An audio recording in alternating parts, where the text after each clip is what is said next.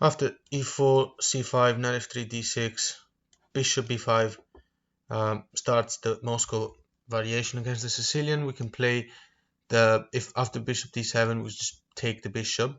In this video I'm going to go through knight takes, then I'm going to make another video where queen takes d7. So after knight takes, c3 is the move to continue the goal of supporting the d4 square. Now there's a variety of options. Black can play e5 or g6, knight f6, maybe queen b6, few of, or maybe even e6. Not too many of them make sense. Anyway, I'm going to go through g6 first, and now white pushes d4 before castling. If pawn takes, white takes back. Now black can develop the bishop. I'm going to go through this a little bit later. If black goes for knight f6 now, with the idea of attacking a square that is not defended by anyone, now this is already a mistake. White can push e5, and white is creating this pawn structure that is just excellent. Best move for black now is to take this pawn, then we take back, and the problem remains. If black tries this weird knight e4 move, then it's wasting tempos. The best way to target this knight is with the rook, so castle, bishop g7, and now rook e1. And the knight's got literally nowhere to go. The only way to defend it is through d5, and white now plays c4. Obviously the pawn cannot take this because the knight falls, so the only logical move here is e6, white takes and black takes, and white plays knight c3 now. The best and only thing to do for black now is to swap knights. So black might think that this is going through a normal endgame with equal chances, but white is actually much better here. Now black's best way to continue is through castling, of course, to involve the rook and protect the king. Queens are still on the board after all. White continues with rook b1 and starts targeting, and needs to play pretty accurate here, starts targeting the b7 pawn, which is weak. Black cannot defend this pawn with the knight here to b6 because of the hanging c5 pawn. Can't play b6 because then the knight's got literally nowhere to go, and even the mobility of the queen is reduced. And then white, well, if black actually does play that move, well, that allows us to attack this very weak d5 pawn. It cannot be defended by any other pawn, and the knight can't move. This means the black has no way to defend it. White will continue with a plan like h4, the idea of going to h5, and queen b3 is also part of the plan to target this weak pawn. C4 doesn't work due to b5, and this is the moment where the weaknesses of the setup of the opponent start to be seen. So queen now is going to win this pawn, and then the other pawn will fall as well, and I think this is pretty pointless now to continue playing. This is just part of the plan. If black actually plays the more decent move in this case, which is rook b8, now white continues with bishop f4 with a simple threat of e6, and attacking the knight with the pawn and the rook with the bishop. Now black responds to this threat with, but the only possible move here would be queen c7, pinning the pawn basically. Now the pawn can't push, otherwise the bishop is lost, and white continues with the queen in c1, renewing the threat. But this is already not easy anymore for black. Black now is under huge pressure, has to play queen c6, it's the only move. Everything else loses, and now white can actually play e6, and it is inevitable that white will win the exchange. So after pawn takes, bishop takes, and then rook takes back, white plays rook b2 and gets ready to double up and attack the weakest pawn of our opponent and go through a fairly comfortable endgame. Now back to when I pushed the pawn to e5. Another move, instead of the weird knight e4, another move possible was knight g4, at least worth seeing. Now white comes with a deadly plan already. It all starts with e6. Now we're threatening to take the pawn with check, and create problems to the opponent king. After the check, knight g5 comes with an attack of the queen on g4, so black can take the pawn. We still respond with knight g5 anyway. We've got an attack on the knight, and this knight here that is going to become a monster in e6, especially after being supported by the pawn in d5, maybe the queen in e2 and castle. Now this leads us to restart and go through the better move, which is basically pawn takes pawn and then pawn takes back. Now white continues with this amazing move after knight g4, which is queen a4. Now we're attacking the knight in g4 and pinning this one, threatening e6 in the attempt of doubling up and isolate the black e pawns. So now black can't really take the pawn in e5 because then our knight can take back and the knight in d7 is pinned. So in case black plays h5, white simply continues with h3. Now black will have to move the knight all the way to h6, only save square, and now white continues with castling. The goal of the white player is simple.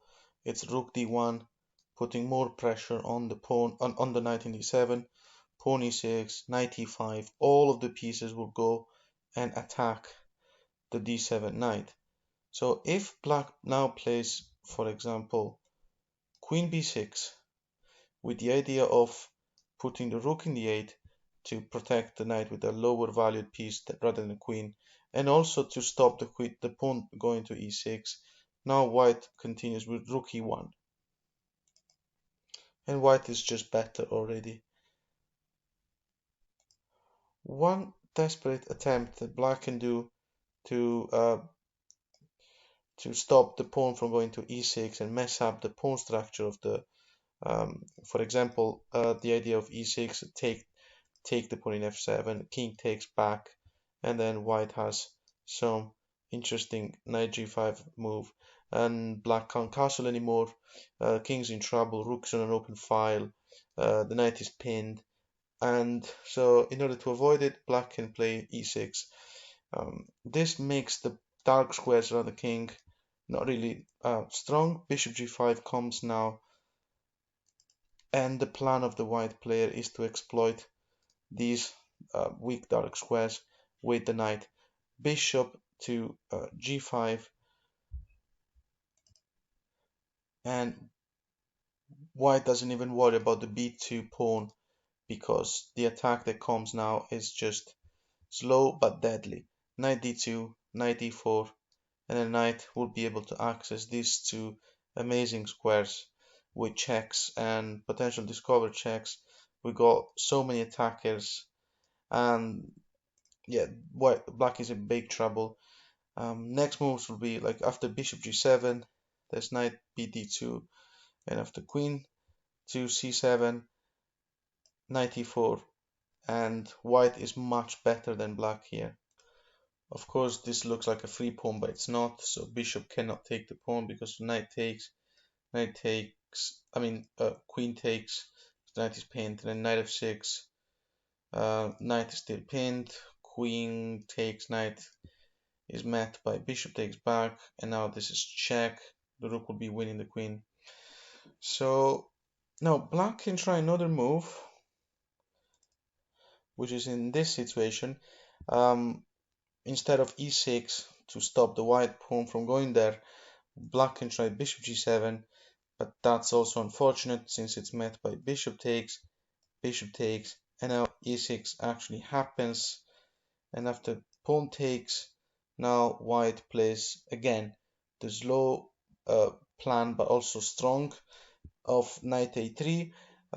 Earlier we saw knight bd2, then knight e4. Now we've got knight a3 followed by knight c4, and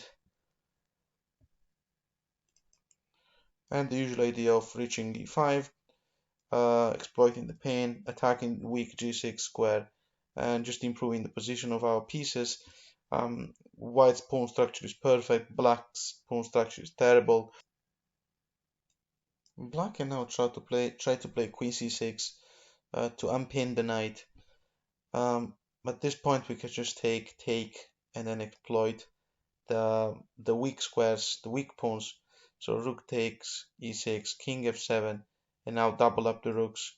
And black's ugly pawns now will start falling apart.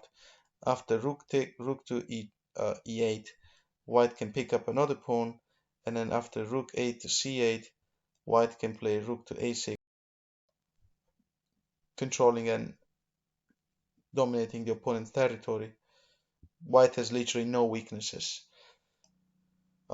Looking at another move, instead of queen c6, black can just try something else, like rook g8, and then maybe try pushing the pawns down, and just maybe trying to push the pawns down and start an attack on the king side. Now the plan continues with knight c4. Queen a6 could be an interesting idea by black, desperately trying to swap queens, and we accept that. Queen takes, pawn takes, and now again rook e6, targeting the weaknesses such as double isolated pawns. Last mention, if black doesn't play a move like queen e6 but rather just plays queen c7, needless to say, knight e5, and we start putting more and more pressure on that poor knight. So one more line I need to show is this one. After queen a4 attacking the knight, black didn't have to play h5. He could have played knight h6, and now white will just go on with castling. Same idea of bringing the rook to d1 and start attacking the knight, and pressuring also with e6 and knight e5, and then knight d2 and knight e4, or simply knight a3, knight c4, knight d5, and just going for that square. After this, black might try the simplest plan to get rid of the queen, which is a6 and then b6, gets rid of such an annoying pinning piece. Now white continues with e6, with the threat of taking the knight with check, which means black cannot play b5. So after this move, after e6, black takes knight g4, carrying on with the same plan of creating this weakness. And after b5, white can finally play queen e4, still targeting e6, which couldn't have been defended in any possible way except e5. Now white plays knight e6 anyway, obtaining an incredible position. Another move worth mentioning is queen b6 here. Instead of a6, right in the variation where the knight retreated to h6 instead of protecting it with h5. Queen could play b6 here to unpin the knight and play rook d8. White now responds with rook e1. We've seen this before as well, but now black can try long castle, since this side of the board is going to be destroyed soon. Black can try to just find some inner peace with long castle, but the good thing is that our plan remains the same. So knight a3 now again with the idea of knight c4, and e6 goal remains. So in a situation like bishop g7, then e6 is played, f takes, and this is a weakness we're going to be working on. After this, white continues with knight c4, and white position is just superior. Black may try a trade of queens, which is not a problem, and then the usual and recurring pattern of the knight g5, and then if black plays knight e5, trying to open up the rook and activate the bishop, then it's not a problem to just take, and then bishop takes. It's just a blunder followed by knight e6, and an attack on the knight plus winning the exchange.